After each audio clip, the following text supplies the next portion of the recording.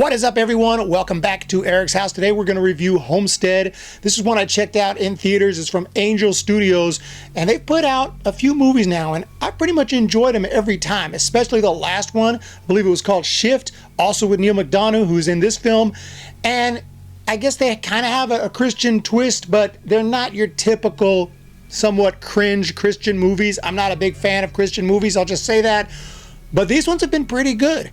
And, yeah, they have a message in there, but it's definitely not thrown in your face. They try to put some entertainment value that a typical film lover, moviegoer can go check out and enjoy without having the religion kind of shoved in your face or whatever, just cringe stuff that's in your typical Christian movie. At least for me it is. But these movies have been pretty solid, and I really liked Shift. I need to see that one. I need to get that one right here in the Blu-ray collection. But this one called Homestead, I did not know going in, and I'm going to say here because I think you should know if you haven't seen it, it is kind of like a huge pilot to a TV series.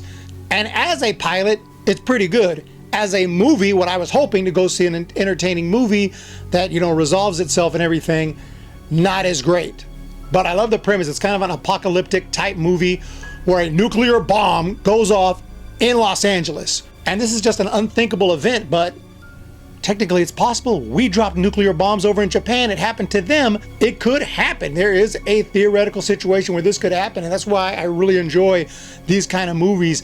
I guess apocalyptic movies, because I don't want to really live in the apocalyptic times, but I definitely wouldn't mind checking out a movie for a couple hours, getting lost in that world, and then coming back to my normal life here where, things aren't on fire and everything. But I really love apocalyptic style movies in general. They're not all good.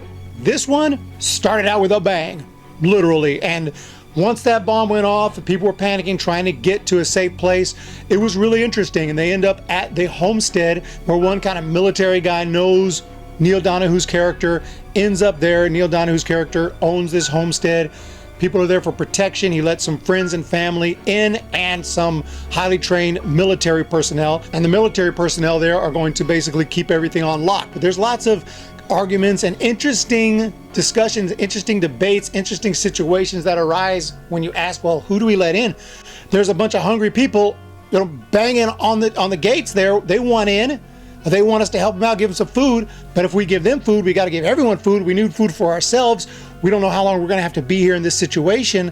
So it's an interesting kind of moral dilemma. I enjoyed that about it. I enjoyed some of the back and forth between Neil McDonough's character and some of the other characters who are trying to, get him to understand what they have to do, how they can't always just be nice to everyone right here. This is a critical situation. Like, what's the right move? Should we do the right thing? Is it always best to do the right thing? If the right thing is going to get everyone possibly killed or whatever, because they're also anticipating a big attack that could be coming in and they got to be prepared for it. So it's a really cool concept, but it doesn't always come together because I'm waiting for something big to happen. While there is sort of a climax, it's kind of not that powerful, and I think that's because it wants you to watch the TV show. So it kind of segues into the TV show. There's a couple of scenes that I thought could have been handled a lot better. There's one scene where Neil McDonough's team, his experts, go up against the bomb Navy SEALs or whatever. I can't remember if they were Green Berets or whatever, but there was a group of military guys there. And these guys are highly trained, and they're telling Neil McDonough, your guys, dude, can't compete with us. And they kind of go on a little competition, with the I can't remember what they're called. I was in the Army and I can't even remember what they're called, but you have the triggers on your Kevlar and things like that will beep beep beep. You're dead. When you're dead when you shoot at them. I can't remember what it's called, but when I got out of the Army, pretty much everything's.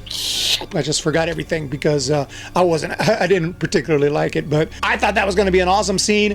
But it kind of went by really quick. It was a little more underwhelming than I was hoping, because when it was going down, it was getting ready to go down. I was like, hell yes. But it wasn't a very long scene. I thought that could have been better done. And it was just kind of starting to get a little boring, just waiting for something to happen. Interesting movie, interesting setup for sure, but the payoff was never really there. Now, maybe there's going to be a huge payoff in the TV series.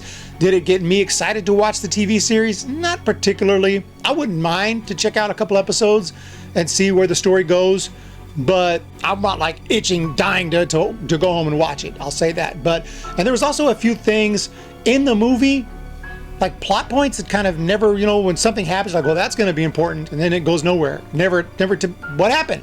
Oh, it's probably going to be in the TV series. So again, that's kind of the problem with this movie. That's a huge pilot for a TV series, and there are plot points introduced that literally go nowhere. Nothing happens, but you know it was something.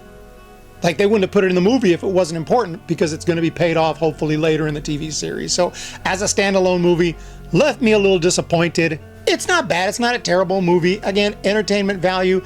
You know, there's not Christian principles shoved in your face at all the entire time, especially maybe towards the end. There's a couple of things, but I'm really enjoying these Angel Studios movies. I don't mean to say it's a bad movie. It's not bad. I'd say it's good, not great for this standalone movie. Good enough that, would I pay it forward? Yeah, pay this baby forward. It may be too late now. I think it's still in theaters, but it's probably coming close to the end of its run. But I definitely enjoyed this one.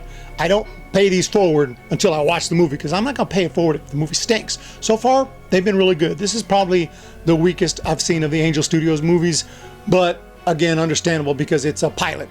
So not everything was paid off. The climax was a little bit underwhelming, but overall, I enjoyed it enough. I'll say that. So you might want to check it out, but if you don't, you'll be just fine. And that's my review for Homestead. And I'm looking forward to the next Angel Studios movie so I can get my free ticket. And if it's good, hey, maybe I'll pay it forward. You guys have a great day. Hit that thumbs up, hit the subscribe. We'll see you in the next one.